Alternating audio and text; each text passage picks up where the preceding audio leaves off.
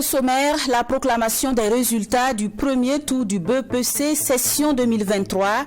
Les résultats sont connus depuis hier dans la plupart des centres de composition. Nous serons à Ouagadougou et à Bobo-Dioulasso pour revivre l'ambiance de la proclamation des résultats. 58 nouveaux officiers des forces armées nationales prêts à servir. Ils sont issus des rangs de la 7e promotion de l'Académie militaire Georges Namoiano. Après 7 mois de formation, ils ont reçu leur galon de sous-lieutenant. L'actualité, c'est aussi l'Assemblée sectorielle des EPE sous tutelle du ministère en charge de l'administration territoriale. Tenue ce vendredi, les réflexions se sont menées autour de l'autofinancement des établissements publics de l'État. Bonjour et bienvenue. Dans nos 13 heures, la pluie d'hier nuit a fait de nombreux dégâts ici à Tam Tam Groupe Presse. Les installations de la télévision True TV et de la radio Watt FM ont fortement été impactées. Fort heureusement, pas de perte en vie humaine. Le signal de la radio Watt FM est interrompu depuis hier nuit, mais la télévision True TV reste disponible sur le bouquet Canal+, au numéro 254. Constat avec Maxime Jean de Bambara. Coup dur pour la télévision True TV et la radio Watt FM, filiale du groupe de médias Tam Tam Groupe Presse DTGP. Les installations du groupe de médias ont été fortement impactées par la pluie et le fort vent de ce vendredi 9 juin. Les insignes arrachés, le mât et l'antenne emportés par le vent dans la cour voisine témoignent de la violence du vent. Ici, l'on a échappé au pire. L'on nous confie qu'il n'y a pas eu de perte en vie humaine ni de blessés, mais d'importants dégâts matériels enregistrés comme l'on peut le voir sur ces images. Cette maison et ce hangar portent encore les séquelles de la chute du mât. Du fait des dégâts sur les émetteurs, le signal de la radio Watt FM et la diffusion des True TV sur la TNT du Burkina sont interrompus depuis ce 9 juin à 21h. La direction de True TV et Watt FM, dans un communiqué sur la page Facebook, s'excuse auprès des auditeurs, téléspectateurs et partenaires des désagréments indépendants de sa volonté que cela cause. Elle rassure que la télévision interactive True TV reste tout de même disponible sur le bouquet Canal+, au numéro 254. Par ailleurs, les techniciens évaluent l'ampleur du sinistre et sont à pied d'œuvre pour pallier le problème. BEPC session 2023, les résultats du premier tour sont connus depuis hier dans plusieurs centres de composition. Une de nos équipes était au lycée Nelson Mandela pour immortaliser cet instant tant redouté par les candidats. Et comme il fallait s'y attendre, il y avait des cris de joie mais aussi des larmes de tristesse. L'ambiance de la proclamation des résultats avec Yacinthe Sawadgo. Nous sommes dans le jury numéro 1 du lycée Nelson Mandela, la SEB du Ouaga 1. C'est le jour J, le jour de la vérité, la proclamation des résultats du brevet d'études du premier cycle BEPC. Des visages crispés et sous le soleil, ces candidats attendent impatiemment leurs résultats. Mais avant de proclamer ces résultats, le président du jury donne des explications. Les admissibles pour le second tour, ça va commencer lundi. Passé cette étape, le suspense. Les candidats dont les noms suivent. Des moments de fortes émotions. 1840, Améganzin, Ayawa, Fauziat. Nelson Mandela. Pour les candidats qui ont décroché leur diplôme d'entrée au second cycle, c'est une explosion de joie.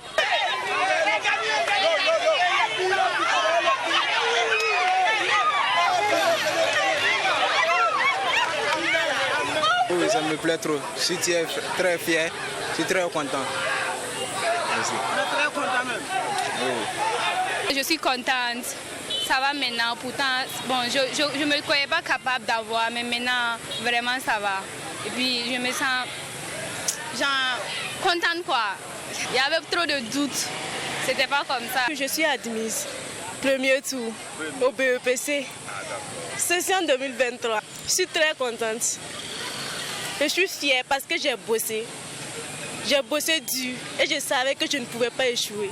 Oh, je ne peux pas compter. Même hier nuit, je me suis réveillée à 3 heures. Je ne pouvais pas dormir tellement j'attendais les résultats. Le matin à 7 heures, j'étais déjà calée ici. Sur 372 candidats dans ce jury, 143 sont admis au BEPC, session 2023, et 143 autres au second tour.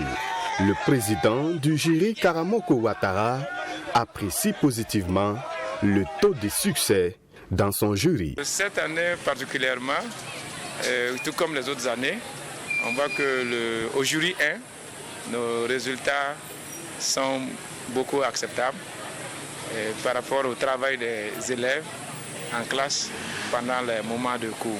Cela relate aussi le sérieux que les uns ont donné pour le travail et aussi le manque de sérieux que les autres aussi ont manifesté.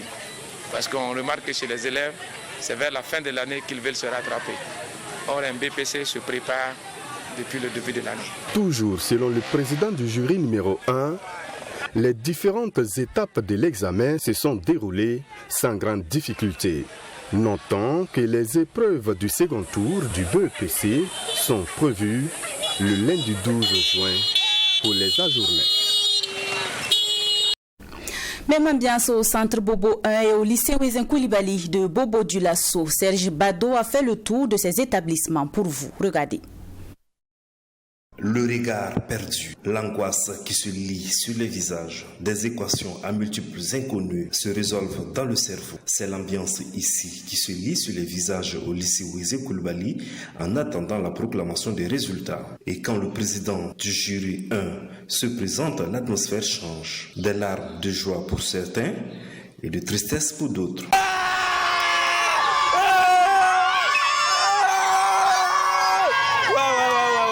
Je suis très content d'être admis. C'est très propre. En tout cas, les parents seront très fiers de moi et d'avoir été admis à cet examen. Voilà, merci beaucoup.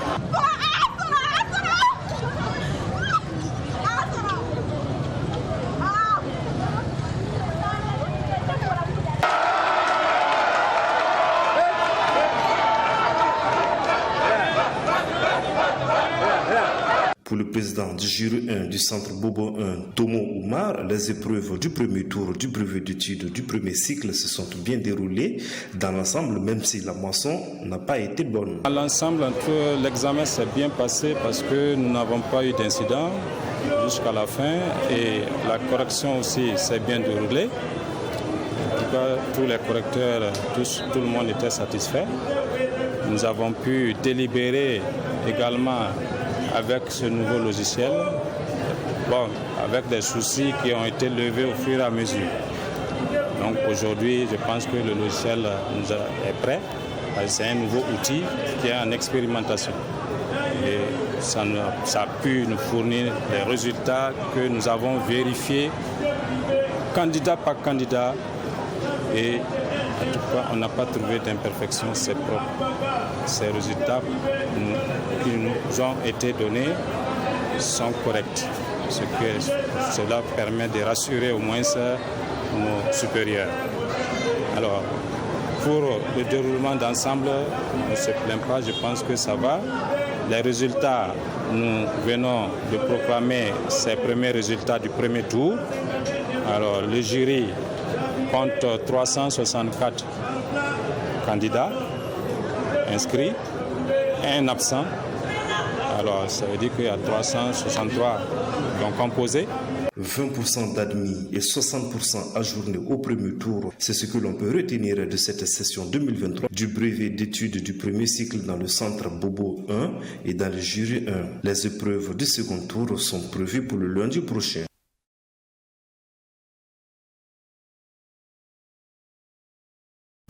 Dans la suite de ce 13h, nous nous intéressons à l'Assemblée sectorielle des EPE sous tutelle du ministère en charge de l'administration territoriale. Les réflexions se sont menées autour de l'autofinancement des établissements publics de l'État. L'idée est d'améliorer non seulement la performance des établissements publics d'État, mais aussi évaluer le niveau de mise en œuvre des recommandations issues de la précédente session. Abdoulaye Mieye nous fait le point.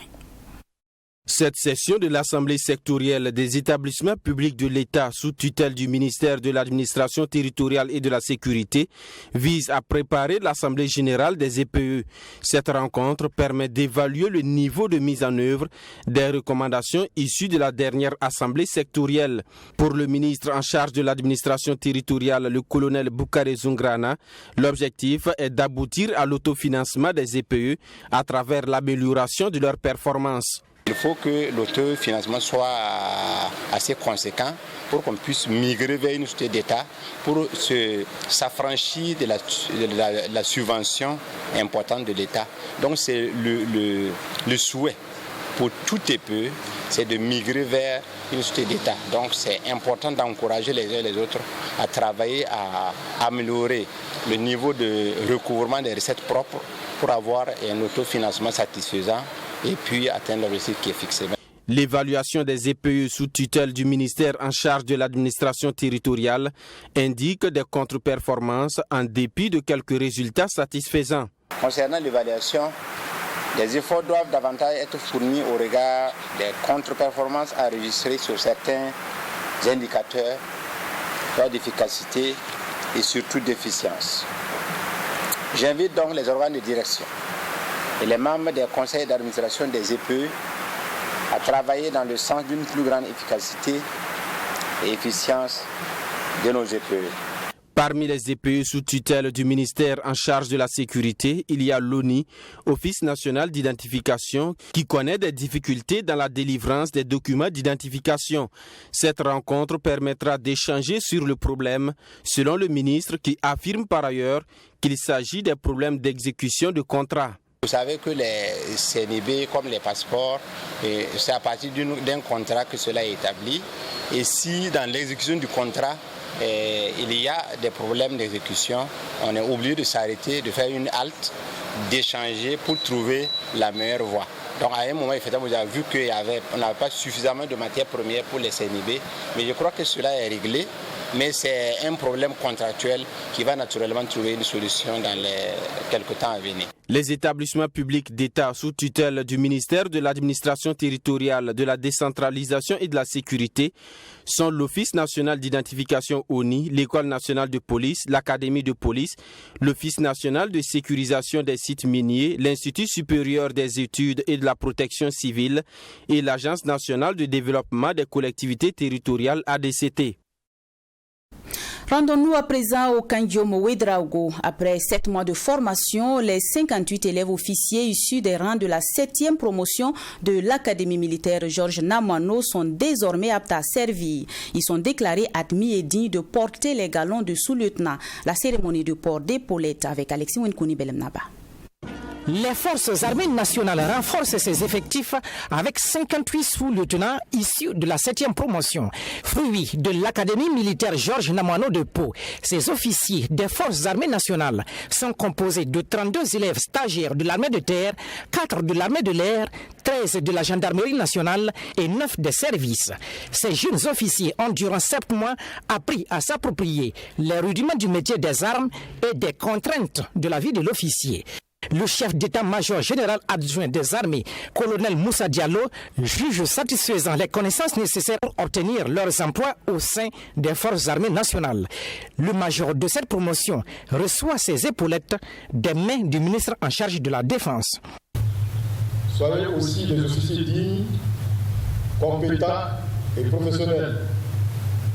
N'oubliez jamais qu'un officier est avant tout un homme pétri de valeurs et intransigeant sur ses principes.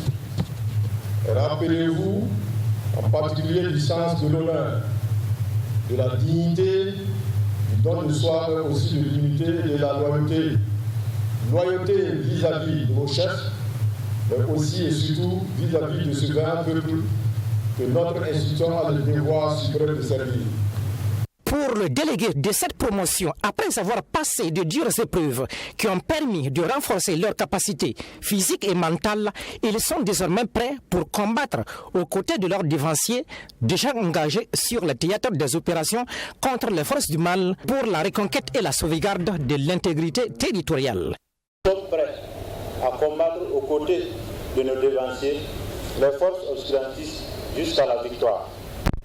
Comme le disait le général Douglas MacArthur, c'est une erreur fatale d'entrer en guerre sans la volonté de gagner. Certes, le combat sera rude. Nous serons très éprouvés. Cette lutte pourrait même nous coûter la vie. Mais nous avons été formés à l'école de la dignité, de l'honneur et surtout à l'école des hommes. Nous n'avons pas peur. Je puis vous assurer que nous ne nous défilerons jamais. Commandant William Boguera, chef de corps de l'Académie militaire Georges Namoano, de rappeler à ces jeunes officiers leurs engagements pour la défense de la patrie. En tant qu'officier, vous êtes appelés à servir notre pays avec honneur, courage et dévouement. Vous allez maintenant rejoindre les rangs des forces armées en tant que leader responsable qui devront prendre des décisions difficiles dans des situations complexes. Je n'ai aucun doute quant à vos capacités à relever ces défis, car j'ai eu la chance de voir votre motivation et votre engagement lors de vos formations. Mais rappelez-vous toujours que le leadership ne consiste pas seulement à donner des ordres ou à diriger des ordres. Il s'agit également d'être un exemple pour ceux qui sont sous vos ordres. Cette cérémonie de port d'épaulette de sous-lieutenant de la 7e promotion vient après celle de la 13e promotion des officiers spécialistes de l'Académie militaire Georges Namoano. Cette promotion a intégré l'Académie militaire Georges Namoano le 12 novembre 2022 pour un cycle initial de formation de 12 mois. L'âge moyen de la promotion est de 34 ans et le niveau académique moyen est le brevet d'armes numéro 1 et équivalent. Une délégation de la Banque mondiale a visité ce vendredi le CSPS de Sissin au secteur 17 de Ouagadougou. La délégation est allée s'enquérir de la mise en œuvre de la gratuité des soins et de la prise en charge intégrée des maladies de l'enfant. À l'issue de la visite, c'est une délégation satisfaite d'avoir constaté l'effectivité de la gratuité des soins pour les femmes enceintes et les enfants de moins de 5 ans. Assami Tiemtori. Cette visite du directeur global de la Banque mondiale et des agents du ministère de la Santé a débuté d'abord par la visite de la section pédiatrique, ensuite le dépôt pharmaceutique, puis la maternité pour terminer. Une visite pour constater de visu la mise en place de la gratuité des soins du registre électronique de consultation. À la fin de la visite, le représentant a exprimé sa satisfaction au vu de la mise en place effective de la gratuité des soins pour les femmes enceintes, les mamans et les enfants. The ongoing effort to provide. Nous sommes heureux de constater comment l'accès aux services est effectif pour les femmes enceintes, pour les mamans, pour les enfants, notamment la vaccination et toute la couverture de gratuité qui est faite pour ce groupe de population. Et nous sommes impressionnés par ce que nous avons vu. And to children 5 years or younger. Jean Pablo se dit également heureux de voir que le ministère de la Santé met l'accent sur les soins de santé primaire au niveau des communautés pour assurer la stabilité et la résilience du système de santé. Pour ce faire, il réitère le soutien de la Banque mondiale. Primary health care and community care. Les soins de base, notamment les soins de santé primaires au niveau communautaire, sont très essentiels pour assurer la stabilité et la résilience du système de santé. Et nous sommes heureux de voir que le ministère met l'accent sur cet aspect. Et nous, au niveau de la Banque mondiale, nous sommes tout à fait disposés à soutenir ces efforts que le ministère de soins a déployés. The World Bank are ready to continue supporting them. C'est naturellement un honneur pour les premiers responsables du CSPS de Sissin d'avoir reçu la visite de cette délégation de la Banque mondiale et des agents du ministère de la Santé. Ils sont venus s'enquérir de la mise en œuvre de la gratuité au niveau du district sanitaire de Boulmérou, plus précisément CSPS de Sissin 17, et également de la mise en œuvre de la prise en charge intégrée des maladies de l'enfant à travers les registres électroniques de consultation. C'est un honneur pour nous que les plus hautes autorités viennent s'enquérir en tout cas de la mise en œuvre de ces interventions. Cette visite qui s'inscrit dans le cadre d'une série de tournées entreprises par le directeur global de la Banque mondiale dans les pays du Sahel a commencé par le Mali et c'était au tour de Burkina Faso de recevoir sa visite. Les premiers responsables du média en ligne burkinabé Wakat Sera, qui a été double lauréat au Galien 2023, ont été reçus par le ministre en charge de la communication. Ils sont allés présenter les 2 trophées obtenus par Daouda Zongo dans la catégorie presse en ligne, genre reportage et prix spécial des Nations Unies. Restons avec Assami Tiemtori. Le rédacteur en chef du journal en ligne Wakat Sera, Daouda Zongo, a reçu 2 prix lors de la dernière édition de la Nuit des Galiens, à savoir le prix du meilleur reportage des médias en ligne et le prix spécial des Nations Unies. Honoré par cette distinction, une délégation composée du directeur de publication du journal et du lauréat rédacteur en chef était chez le ministre de la Communication pour lui présenter les prix obtenus. Cela est de bon ton qu'on vienne présenter ça à notre ministre de tutelle, dont nous avons toujours eu les encouragements dans notre travail qui, comme vous le savez, n'est pas facile, le pays traversant une période très difficile. Une visite bien appréciée par le ministre qui a encouragé et prodigué des conseils envers le lauréat et félicité l'ensemble du travail qu'a abat cet organe de presse. Non, je pense que c'était une belle opportunité ce soir de saluer donc le mérite de M. Zongo. Et au-delà de lui, le mérite de l'ensemble de la rédaction, bien sûr, de Wakat Sera. Je pense que ces 2 distinctions reçues donc à la dernière Nuit des Galiens viennent sanctionner la qualité du travail qui se fait là-bas, donc au quotidien. Et vous savez, en journalisme, la plupart du temps, un article, un reportage est souvent l'aboutissement d'un travail quand même à la chaîne, d'une collaboration au sein des rédactions. Et donc, je pense que cela vient donc récompenser le travail de toute la rédaction. Et c'est l'occasion aussi d'encourager, bien sûr, le promoteur, M. Morin Yamambe, qui est là, et donc qui tient de main de maître donc, cet organe-là, malgré toutes les difficultés. C'est naturellement une joie pour Daouda Zongo, qui promet mettre ses conseils en pratique pour être toujours au sommet. On a été écoutés.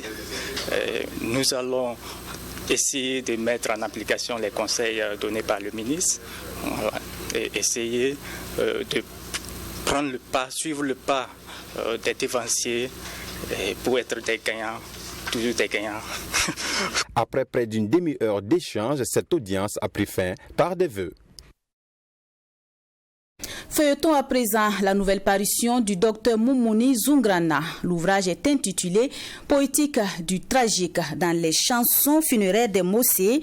Il présente la société Mouaga dans son organisation sociale, économique et politique. L'auteur insiste surtout sur la syntaxe en termes d'organisation funéraire. Le livre a été dédicacé ce jeudi à l'université Joseph Kizerbo. Allons à la découverte de ce livre avec Amadou Bourema, Assumpta Somé et Wendla Sidakabouri. Chez les Mouaga, les funérailles constituent la dernière étape des événements majeurs. C'est ce qui a inspiré Moumouni Zungrana, docteur en lettres à l'université Joseph Kizerbo, à écrire son ouvrage intitulé « Poétique du tragique dans les chansons funéraires des Mossé ». Pour l'auteur, le rite et la cérémonie pendant ces événements sont un cadre d'expression de la littérature orale où apparaissent différents genres tels que les chansons, les proverbes, les paroles de jeu de plaisanterie. Nous avons pris un petit temps au niveau des funérailles pour aborder la question des chansons. Parce que tout simplement, l'Afrique par tradition conserve la majeure partie de leurs valeurs est dans les textes oraux. C'est pourquoi j'ai voulu, à travers ces chansons, en tout cas révéler un pan de la tradition Mouaga. Et c'est la raison pour laquelle l'ouvrage a été édité. Selon Moumouni Zungrana, cet ouvrage est un appel à la cohésion sociale. Pour lui, les religions ne doivent pas être source de conflits, bien au contraire, celles-ci doivent favoriser le vivre ensemble et la paix. Poétique du tragique dans les chansons funéraires des Mossé est un livre de 282 pages subdivisé en 4 chapitres. Plus on maîtrise sa tradition, plus en tout cas on peut embrasser les autres religions avec plus de passivité. Et parce que tout simplement, si vous remarquez en effet, s'il y a comme un conflit entre les religions dites abrahamiques et nos religions traditionnelles. Né en 1973 à Sapsé au Burkina Faso, Moumouni Zoungrana est titulaire d'un doctorat en lettres option littérature orale de l'université Joseph Kizerbo. Son parcours professionnel lui a permis d'être en contact avec un parterre de cultures traditionnelles de plusieurs régions. C'est cette interaction avec plusieurs villages qui l'a orienté vers la découverte de la tradition orale mouaga. Hors de chez nous au Mali, les partisans du oui pour le référendum constitutionnel prévu le 18 juin prochain s'activent pour une victoire. Au stade du 26 mars de Bamako, les autorités de la transition ont rassemblé leurs partisans pour une victoire écrasante à l'issue du référendum. Rejoignons notre correspondant au Mali, Bourema Soulou. Depuis une semaine, les partisans du oui et du non se battent pour la victoire lors de la journée référendaire du 18 juin. Pour assurer une victoire incontestée, les autorités de transition ont rassemblé leurs partisans lors de cette étape importante en faveur du oui au stade du 26 mars de Bamako. On a opté pour le oui parce que ça fait des années que les Maliens se battent pour un changement, pour un Mali courant en un mois en Bambara. Et ce Mali courant-là est impossible sans un changement profond, c'est-à-dire un changement profond de nos textes, de notre constitution. Parce que le peuple attend beaucoup de choses qui sont irréalisables sans le changement de constitution. Raison pour laquelle nous avons opté pour le oui. Oui, parce que il y avait la nécessité de faire une nouvelle constitution. La nouvelle constitution, nous, personnes handicapées, nous sommes cités dedans par rapport à nos droits. Malgré la décision des autorités de transition d'approuver le projet constitutionnel, les associations et mouvements religieux opposés au projet restent fermes dans leur appel à voter non. Pourquoi le non? Parce que nous avons dit non par rapport à un principe que nous avions combattu depuis longtemps. Parce qu'il y a quelque chose qui nous dérange, le côté laïcité, et surtout la laïcité de l'école. Donc, autant inciter les gens à voter non. Mamadou Kembiri explique que les associations religieuses ne se limitent pas seulement à la lutte contre la laïcité. On avait fait une proposition de suppléance. C'était ce qu'on appelle la multiconfessionnalité. Donc, c'est pas parce qu'on a rejeté pour le rejet, mais on l'a rejeté avec une proposition concrète. Mais c'est ça que les gens ne disent pas. Au stade du 26 mars, pour les partisans du oui, le doute n'est pas permis. Le oui l'emportera d'une manière écrasante. Si la position des deux tendances oui et non est connue, tel n'est pas le cas pour les abstentionnistes. Car après tout, le vrai enjeu de ces référendums demeure le taux de participation qui donnera une légitimité certaine à la nouvelle constitution. C'est la fin de ce 13h. Merci de l'avoir suivi. Rendez-vous à 20h sur canal 254 pour d'autres actualités. En attendant, passez un agréable après-midi en compagnie de nos programmes.